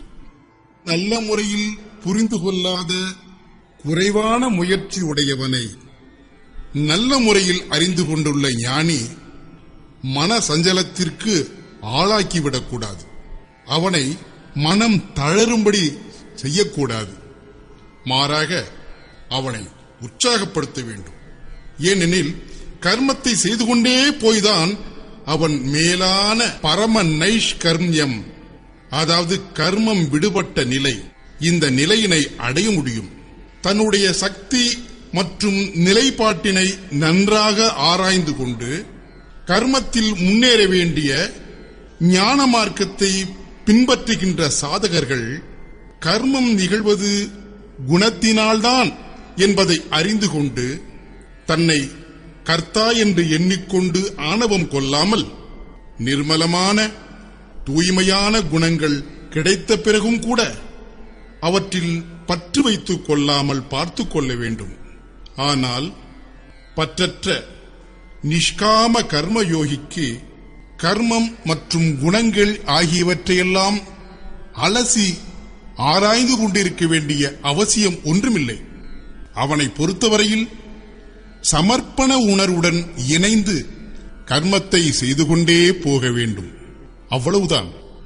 எந்த குணம் வருகின்றது, எந்த குணம் போகின்றது என்பதையெல்லாம் கண்காணித்துக் கொள்வது இஷ்ட தெய்வத்தின், அதாவது சத்குருவின் பொறுப்பாகிவிடுகிறது. குணங்களின் மாற்றம், படிப்படியாக அவற்றின் உயர்வு ஆகியவை எல்லாம் அவனை பொறுத்தவரையில் இஷ்ட தெய்வத்தின், அதாவது சத்குருவின் திருக்கொடையாக வரமாகவே ஏற்றுக்கொள்கிறான். கர்மம் நிகழ்வதற்கும் அவரே காரணம் என்றும் ஏற்றுக்கொள்கிறான். அவன் தொடர்ந்து எந்த நேரமும் கர்மத்தில் ஈடுபட்டிருந்தும் கூட கர்த்தா நாம் தான் என்று தலைதூக்கும் ஆணவத்தை பற்றியோ அல்லது குணங்களில் பற்று உண்டாகிவிடுமோ என்று கவலைப்பட வேண்டிய அவசியமோ அவனுக்கு கிடையாது. இவ்வாறு இருக்க அத்துடன் சேர்த்து யுத்தத்தின் முழு வடிவத்தையும் ஸ்ரீகிருஷ்ணர் விளக்கி கூறுகிறார்.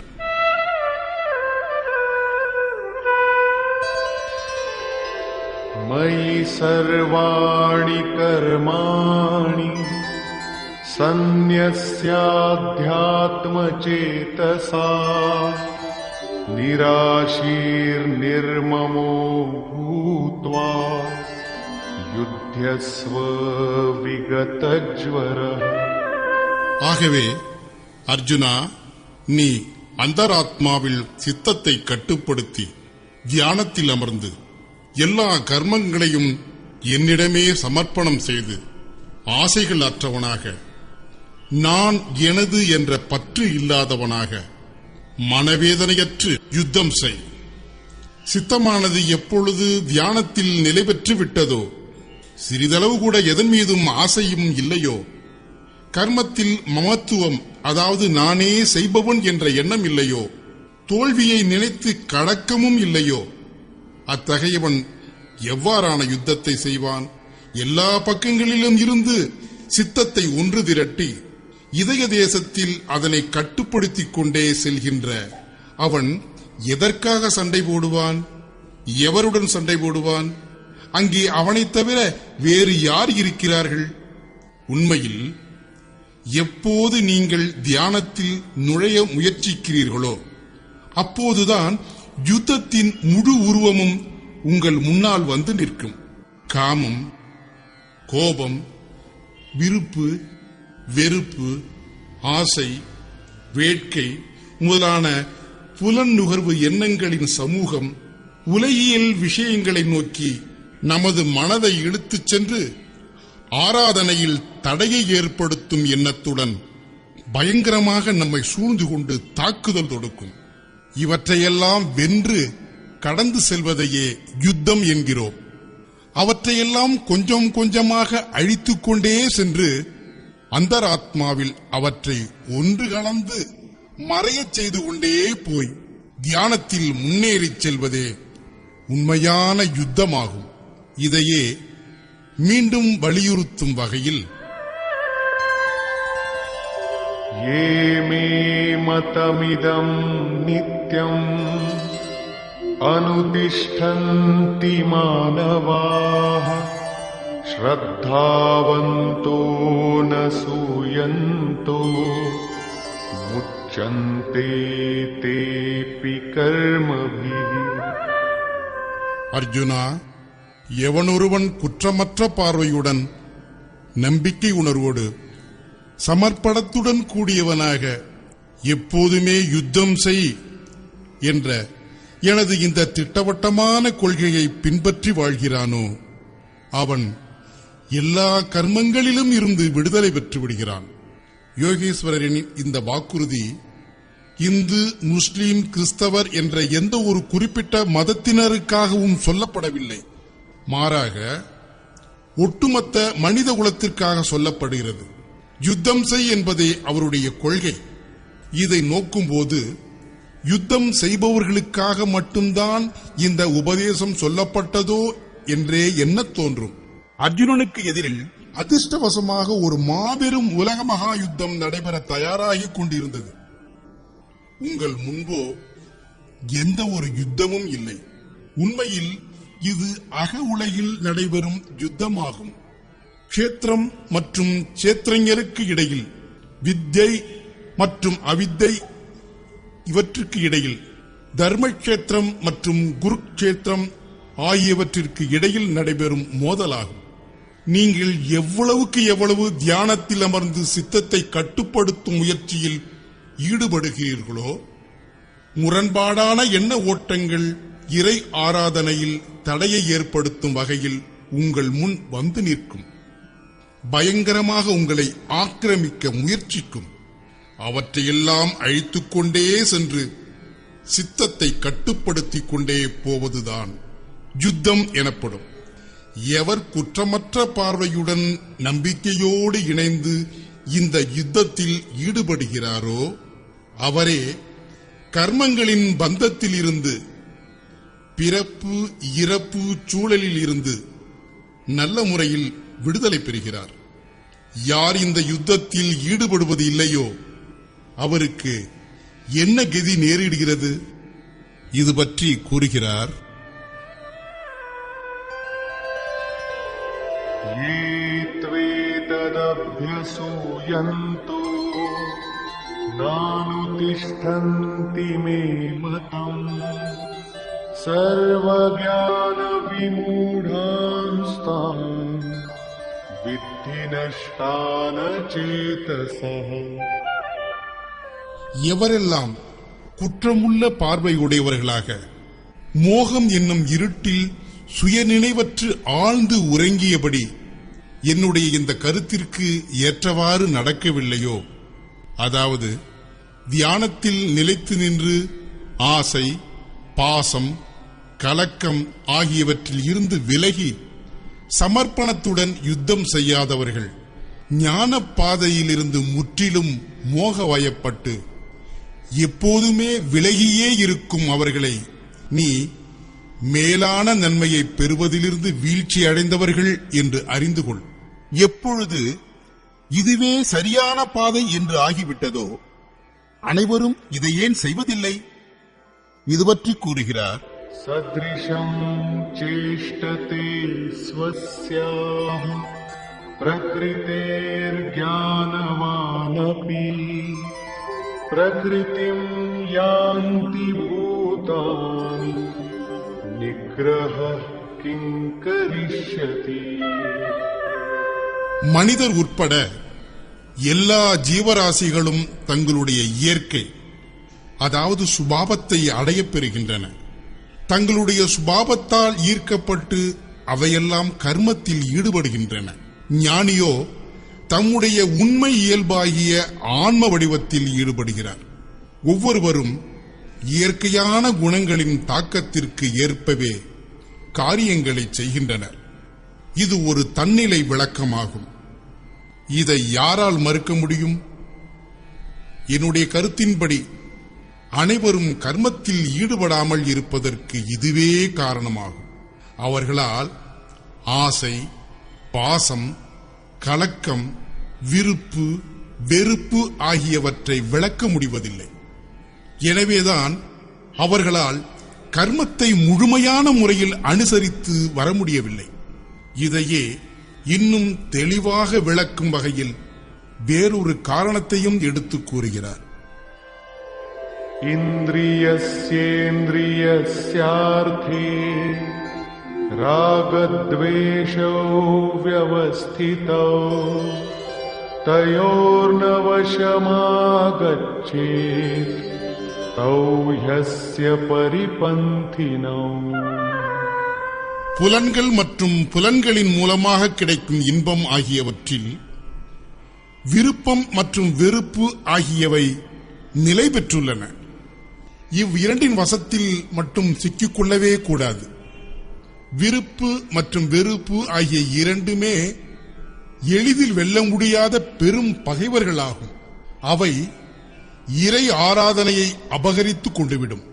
எப்பொழுது எதிரிகள் அகத்தில் உள்ளனர் என்று ஆகிவிட்டதோ, புறத்தில் யாருடன் எதற்காக சண்டை போட வேண்டும்? எதிரிகள் புலன்கள் மற்றும் புலன் இன்பங்களின் சேர்க்கையில் இருக்கின்றன, உள் மனத்தில் உள்ளன. எனவே இந்த யுத்தமும் கூட உள் மனதில் நடைபெறும் யுத்தமாகும். ஏனெனில் இந்த உடலே க்ஷேத்திரம் எனப்படுகிறது. அதில் ஒருமுகப்பட்டவை, முரண்பாடானவை என்று இரண்டு விதமான எண்ண ஓட்டங்கள், அதாவது மாயையின் இரண்டு அங்கங்களான ஞானம் மற்றும் அஞ்ஞானம் ஆகியவை உள்ளன.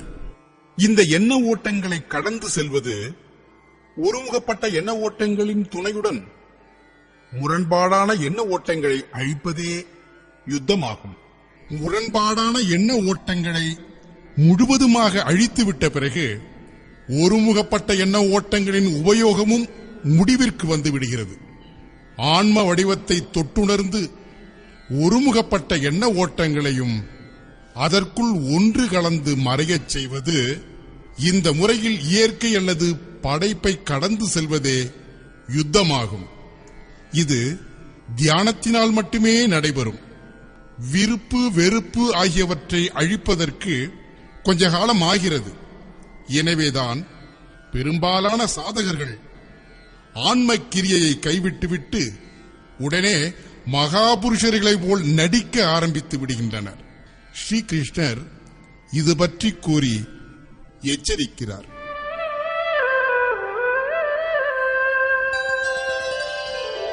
ஸ்ரேயான் ஸ்வதர்மோ விகுணः பரதர்மாத் ஸ்வனுஷ்டிதா ஸ்வதர்மே நிதனம் ஸ்ரேயः பரதர்மோ பயாவஹ.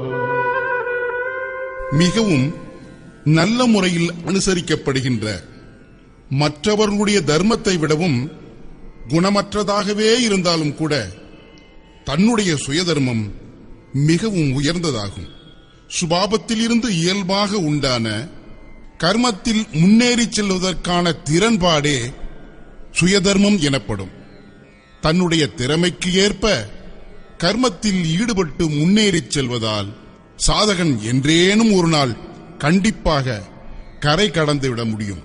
எனவே சுயதர்மத்தை செய்து கொண்டிருக்கும் போது மரணமே ஏற்பட்டாலும் கூட மேலான நன்மையை தரவல்லதாகவே அமையும். எங்கிருந்து சாதனை நின்று போனதோ வேறு உடல் கிடைத்த பிறகு மீண்டும் அங்கிருந்தே ஆரம்பித்துவிடும். ஆன்மா ஒன்றும் இறப்பதில்லை. ஆடையை மாற்றிக்கொள்வது போல உடல்களை மாற்றிக்கொள்வதால் உங்களுடைய புத்தி, எண்ணங்கள் ஆகியவை ஒன்றும் மாறிப்போவதில்லையே. ஆன்மீகத்தில் உயர்நிலையை அடைந்தவர்களை பார்த்து அவர்களைப் போல் நடிக்க ஆரம்பித்தால் சாதகன் பயத்திற்கு ஆளாக வேண்டியிருக்கும். பயம் படைப்பில் உள்ளது, பரமாத்மாவில் இல்லை. படைப்பின் சூழல் இன்னும் அடர்த்தியாகி விடுகிறது. எது சுயதர்மம்? 2வது அத்தியாயத்தில் ஸ்ரீகிருஷ்ணர் சுயதர்மம் என்ற சொல்லை உபயோகித்து, அர்ஜுனா, நீ சுயதர்மத்தை மனத்தில் கொண்டால் கூட யுத்தம் செய்வதற்கே தகுதியுடையவன் ஆகிறாய் என்கிறார். சத்திரியனுக்கு இதைவிட மேலான நன்மையை தரும் மார்க்கம் வேறு கிடையாது. சுயதர்மத்தின் அடிப்படையில் அர்ஜுனன் சத்திரியனாக காணப்பட்டான். எனவேதான் ஸ்ரீகிருஷ்ணர், அர்ஜுனா, எவர் பிராமணரோ வேதங்களின் உபதேசம் அவருக்கு தேங்கிய நீர்க்குட்டைக்கு ஒப்பானதாகும். நீ வேதங்களையும் தாண்டி எழு, பிராமணனாக மாறு என்றார். அதாவது சுயதர்மத்தில் பரிமாற்றம் என்பது இயல்பான ஒன்றே என்பதை குறிப்பால் உணர்த்துகிறார். அங்கே அவர் மேலும் விருப்பு வெறுப்பு ஆகியவற்றின் பிடிக்குள் சிக்கிவிடாதே, அவற்றை வெட்டி எறி என்றும் அறிவுறுத்தினார். சுயதர்மமே மேன்மையளிக்க வல்லது. அர்ஜுனன் யாராவது ஒரு பிராமணரை போன்று நடை உடை பாவனைகளை மாற்றிக்கொண்டு அவரை போன்று நடிக்க வேண்டும் என்பதல்ல ஸ்ரீகிருஷ்ணருடைய கருத்து. ஒரே கர்ம பாதையைத்தான் மகாபுருஷர் 4 பிரிவுகளாக பிரித்துள்ளார். அவை தாழ்ந்தது, நடுத்தரம், உயர்ந்தது, மிகவும் உயர்ந்தது எனப்படும். இந்த பிரிவுகளைச் சேர்ந்த சாதகர்கள் முறையே சூத்ரர், வைசியர், சத்திரியர், பிராமணர் என்று உவமையாக கூறப்பட்டுள்ளனர். சூத்ர நிலையின் கர்மத்தினருடன் கர்மத்தை ஆரம்பிக்கும் சாதகனே படிப்படியாக சாதனை பாதையில் முன்னேறி பிராமணனாகி விடுகிறான். அதையும் தாண்டி மேலே சென்று அவன் பரமாத்மாவில் நுழைவு விட்டு விட்டான் என்றால் அவன் பிராமணனும் இல்லை, சத்திரியனும் இல்லை, வைசியனும் இல்லை, சூத்ரனும் இல்லை. சிதானந்த ரூபம், சிவமே நான், நானே சிவன். அவன் எல்லா வர்ணங்களையும் விட்டு தாண்டி சென்று விடுகிறான். இதையே தான் ஸ்ரீகிருஷ்ணரும் சாதுர் அர்ணியம் மயா சிருஷ்டம், 4 வர்ணங்களையும் நானே படைத்தேன் என்கிறார். அப்படியென்றால் பிறப்பை ஆதாரமாக கொண்டு மனிதர்களை துண்டாடினாரா? இல்லை. குண கர்ம விபாகஷ, குணங்களை ஆதாரமாக கொண்டு கர்மத்தையே 4 பிரிவுகளாக வரிசைப்படுத்தியுள்ளேன். எந்த கர்மம்? உலகியல் கர்மங்களையா? ஸ்ரீகிருஷ்ணர் இல்லை, நிச்சயிக்கப்பட்டுள்ள கர்மம் என்கிறார். நிச்சயிக்கப்பட்டுள்ள கர்மம் என்றால் என்ன? அதுதான் வேள்வியின் செயல்முறை. இதில் உள்மூச்சை வெளிமூச்சில் வேள்வி பொருளாக சமர்ப்பித்தல், வெளிமூச்சை உள்மூச்சில் வேள்வி பொருளாக சமர்ப்பித்தல், புலனடக்கம், மனக்கட்டுப்பாடு முதலியவை அடங்கும். இதனுடைய தூய்மையான பொருள் யோக சாதனை, அதாவது ஆராதனை என்பதாகும். ஆராதனைக்கு உரிய தெய்வம் வரைக்கும் கொண்டு போய் சேர்க்க வல்ல சிறப்பான யோக விதிமுறையே ஆராதனை எனப்படும். இந்த ஆராதனை கர்மத்தையே 4 பிரிவுகளாக பிரித்து ஒழுங்குமுறைப்படுத்தப்பட்டுள்ளது. ஒருவர் எத்தகைய கர்மத்திறன் உடையவரோ அவர் அந்த பிரிவில் இருந்தே கர்மத்தை செய்ய ஆரம்பிக்க வேண்டும். இது எல்லோருக்குமான அவரவருடைய சுயதர்மம் எனப்படும். ஒருவேளை அவன் உயர்நிலை ஆன்மீக சாதனை பிரிவினரைக் கண்டு அவர்களைப் போலவே நடிக்கத் தொடங்கினால் பயத்தையே அடைவான். முழுவதுமாக அழிவடைய மாட்டான். ஏனெனில் அவனுக்குள் விதைக்கப்பட்ட ஆன்மீக விதை நாசமடைவதில்லை. அவன் இயற்கை, அதாவது சுபாவத்தின் உந்துதலால் பயத்தால் பீடிக்கப்பட்டு அவலமான தாழ்ந்த நிலையை அவசியம் அனுபவிக்க வேண்டியிருக்கும். ஆரம்ப பள்ளியில் படிக்க வேண்டிய குழந்தைகள் கல்லூரியில் போய் உட்கார்ந்து கொண்டால் பட்டம் பெற்று விடுவார்களா என்ன? அவர்கள் முதலாம் வகுப்பில் படிக்க வேண்டிய உயிர்மெய் எழுத்துகளையும் கூட கற்றுக்கொள்ள முடியாமல் ஏமாற்றமடைவார்கள். மனிதர்களால் ஏன் சுயதர்மத்தை அனுசரிக்க முடிவதில்லை என்று அர்ஜுனன் கேள்வி எழுப்பினான். அர்ஜுனன் கூறுகிறான்,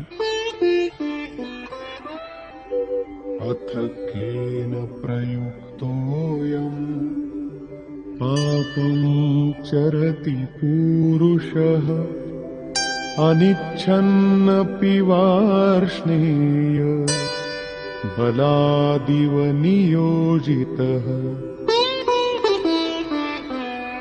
கிருஷ்ணா, மனிதன் பிறகு ஏன் பலவந்தமாக இழுத்துச் செல்லப்பட்டதை போல் தானாகவே விரும்பாவிட்டாலும் கூட எதனுடைய தூண்டுதலினால் பாவத்தை செய்கிறான்? ஹே கிருஷ்ணா, உங்களுடைய கொள்கைக்கு ஏற்ப அவனால் நடக்க முடியவில்லையே, ஏன்?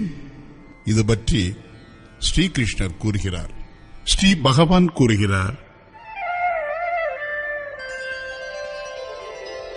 कामैष क्रोधैष रजोगुणसमुद्भवः महाशनो महापाप्मा विद्येनमिह वैरिणम्. அர்ஜுனா, ரஜோகுணத்திலிருந்து உண்டாகும் இந்த காமமும் கோபமும் நெருப்பிற்கு சமமானவை. இன்பத்தை அனுபவிக்க அனுபவிக்க ஒருபோதும் திருப்தி அடையாத மகா பாவிகள் ஆவர். காமம், கோபம் ஆகியவை விருப்பு வெறுப்பு ஆகியவற்றிற்கு இணையானதாகும். இப்போது நான் எவற்றை விவரித்து கூறினேனோ அந்த விஷயத்தில் நீ இவற்றையே பகைவர்கள் என்று அறிந்து கொள். இப்போது அவற்றின் தாக்கத்தை பற்றி கூறுகிறார்.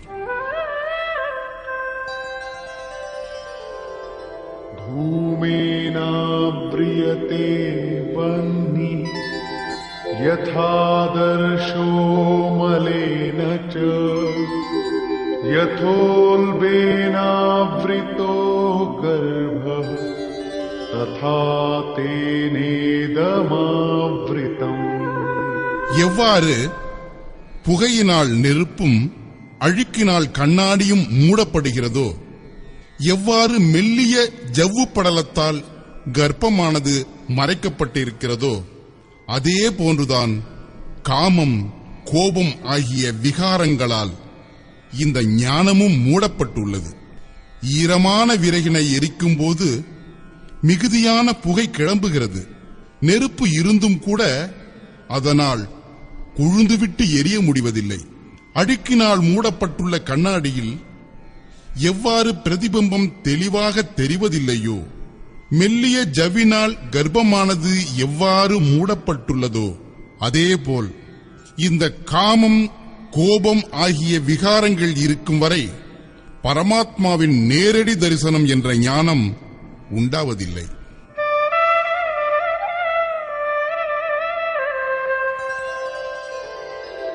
आवृतं ज्ञानमेतेन ज्ञानिनो नित्यवैरिणा कामरूपेण कौन्तेय दुष्पूरेणानलेन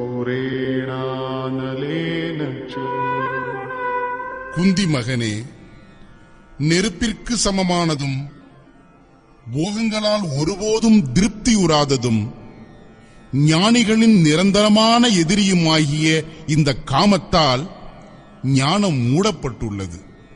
இப்போதுதான் ஸ்ரீகிருஷ்ணர் காமம் கோபம் ஆகிய இரண்டு எதிரிகளை பற்றி கூறினார். இந்த ஸ்லோகத்திலோ அவர் காமம் என்ற ஒரே ஒரு எதிரியின் பெயரை மட்டுமே குறிப்பிடுகிறார். உண்மையில் காமத்தில் கோபமும் அடங்கியிருக்கிறது. காரியம் முழுமையடைந்த பிறகு கோபம் மறைந்து விடுகிறது. ஆனால் காமமோ மறைவதில்லை. ஆசைகள் நிறைவேறுவதில் தடங்கள் ஏற்பட்டால் கோபம் மறுபடியும் பொங்கி எழுந்து விடுகிறது. காமத்தின் அடி ஆழத்தில் கோபம் ஒளிந்திருக்கிறது. இந்த எதிரியின் வசிப்பிடம் எது? அதை எங்கே போய் தேடுவது? இதன் இருப்பிடத்தை மட்டும் அறிந்து கொண்டால் இதை வேருடன் அழிப்பதற்கு வசதியாக இருக்குமே. இது பற்றி ஸ்ரீகிருஷ்ணர் மேலும் கூறுகிறார். इन्द्रियाणि मनो बुद्धि अस्याधिष्ठानमुच्यते एतैर्विमोहयत्येष ज्ञानमावृत्य देहिनम्. புலன்கள், மனம், புத்தி ஆகிய இவையே இந்த காமத்தின் இருப்பிடங்களாக கூறப்படுகிறது. இந்த காமமானது இந்த மனம், புத்தி, புலன்களின் மூலமாகவே ஞானத்தை மறைத்துக் கொண்டு ஜீவாத்மாவை மோகத்தில் ஆழ்த்துகிறது. तस्मात् त्वमिन्द्रियाण्यादौ नियम्य भरतर्षभ पाप्मानं प्रजह्येनं ज्ञानविज्ञाननाशनम्. ஆகவே அர்ஜுனா, நீ முதலில் புலன்களை கட்டுப்படுத்து. எதிரி இவற்றின் அடியாளத்தில்தான் ஒளிந்து இருக்கிறான். அவன் உனது உடலுக்கு உள்ளே இருக்கிறான். வெளியில் தேடுவதால் அவன் ஒருபோதும் கிடைக்க மாட்டான். இது இதய தேசத்தில் அக உலகில் நடைபெறும் மோதலாகும். புலன்களை வசப்படுத்திக் கொண்டு ஞானம் மற்றும் விஞ்ஞானத்தை நாசம் செய்கின்ற இந்த பாவியாகிய காமத்தையே கொள். காமம் நேரடியாக பிடிக்குள் சிக்குவதில்லை. எனவே புலன் நுகர்ச்சி ஆசைகள் நிரம்பிய வசிப்பிடத்தையே சுற்றி வளைத்துக்கொள். புலன்களையே முழுவதுமாக கட்டுப்படுத்திக் கொள். ஆனால் புலன்கள் மற்றும் மனத்தை கட்டுப்பாட்டிற்குள் கொண்டு வருவது என்பது மிகவும் கடினமானது. நம்மால் இதை செய்ய முடியுமா என்ன? இது பற்றி ஸ்ரீகிருஷ்ணர் உங்களுடைய சாமர்த்தியத்தை எடுத்துக் கூறி உற்சாகப்படுத்துகிறார். इन्द्रियाणि पराण्याहु इन्द्रियेभ्यः परं मनः मनसस्तु परा बुद्धिः यो बुद्धेः परतस्तु सः. அர்ஜுனா, இந்த உடலை விட புலன்கள் மேலானவை, நுட்பமானவை, பலம் பொருந்தியவை என்பதை அறிந்து கொள். புலன்களை விட மனம் மேலானது, பலம் வாய்ந்தது. மனத்தை விட மேலானது புத்தி. அந்த புத்தியை விடவும் மிகவும் மேலானது உனது ஆத்மாவாகும். அதுவே நீ ஆவாய். எனவே இந்த புலன்கள், மனம், புத்தியை அடக்க உன்னால் முடியும். एवं बुद्धेः परं बुद्ध्वा संस्तभ्यात्मानमात्मना जहि शत्रुं महाबाहो कामरूपं दुरासदम्. இந்த முறையில் புத்தியை விடவும் மேலான, அதாவது நுட்பமான, பலம் வாய்ந்த உனது ஆன்மாவை அறிந்து கொண்டு, ஆன்ம பலத்தை புரிந்து கொண்டு, புத்தியின் மூலமாக உன்னுடைய மனத்தை வசப்படுத்திக் கொண்டு, அர்ஜுனா, இந்த காமமே வடிவான எளிதில் வெல்ல முடியாத எதிரியை கொன்றுவிடு. உனது சக்தியை நன்கு புரிந்து கொண்டு இந்த எளிதில் வெல்ல முடியாத எதிரியை கொன்றுவிடு. காமம் என்பது எளிதில் வெல்ல முடியாத எதிரியாகும். புலன்களின் மூலமாக இது ஆன்மாவை மோகத்தில் ஆழ்த்துகிறது. எனவே உனது சக்தியை நன்கு புரிந்து கொண்டு, ஆன்மாவையே பலம் பொருந்தியதாக அறிந்து கொண்டு, காமமே உருவான இந்த எதிரியை கொன்றுவிடு. இந்த எதிரி அகத்தில் இருப்பவன். இந்த யுத்தம் அக உலகில் நடைபெறுவது என்பதையெல்லாம் இனிமேலும் சொல்லிக் கொண்டிருக்க வேண்டிய அவசியம் இல்லை. முடிவுரை. இந்த அத்தியாயத்திலோ அவர் வேள்வியின் செயல்முறையே கர்மம் என்று எடுத்துக் கூறி கர்மத்தை விளக்குகிறார்.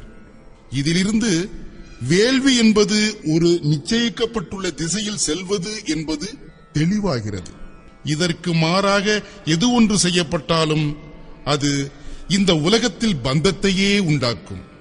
ஸ்ரீகிருஷ்ணர் கூறுகின்ற கர்மமோ உலக பந்தங்களில் இருந்து விடுதலை பெற்றுத்தரவல்ல கர்மமாகும். ஸ்ரீகிருஷ்ணர் வேள்வியின் உற்பத்தியை பற்றி கூறினார். அது என்ன தருகிறது, அதன் சிறப்பு தன்மைகள் என்ன என்பதையெல்லாம் விளக்கி கூறினார். வேள்வியை செய்ய வேண்டும் என்றும் வலியுறுத்தி கூறினார். இந்த வேள்வியின் செயல்முறையே கர்மம் என்றும் அவர் கூறினார்.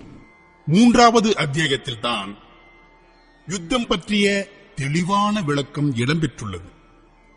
30வது ஸ்லோகத்தில் இருந்து 43வது ஸ்லோகம் வரைக்கும் யுத்தத்தின் முழு வடிவம், அதன் இன்றியமையாத தன்மை, யுத்தம் செய்யாதவர்களுக்கு ஏற்படும் அழிவு, யுத்தத்தில் கொல்லப்பட வேண்டிய எதிரிகளின் பெயர்கள், அவர்களை கொல்வதற்காக தன்னுடைய சொந்த ஆன்மீக சக்திக்கு அழைப்பு விடுத்தல் மற்றும் நிச்சயமாகவே அவர்களை வெட்டியெறிந்து தூக்கி போடுமாறும் வலியுறுத்தப்பட்டது.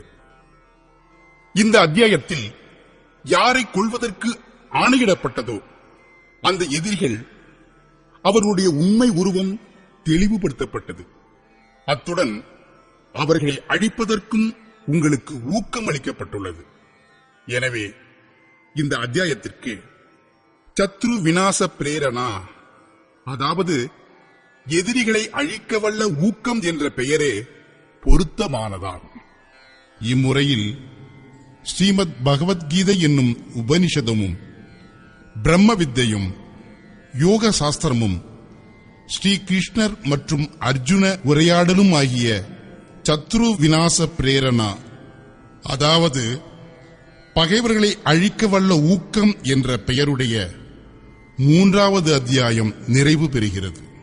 இதுபோன்று ஸ்ரீமத் பரமஹம்ச பரமானந்த மகாராஜ் அவர்களின் சீடரான சுவாமி அட்கடானந்தர் இயற்றிய ஸ்ரீமத் பகவத்கீதையின் யதார்த்த கீதை என்ற உரையில் சத்ரு விநாச பிரேரணா, அதாவது பகைவர்களை அழிக்க வல்ல ஊக்கம் என்ற பெயருடைய 3வது அத்தியாயம் நிறைவு பெறுகிறது.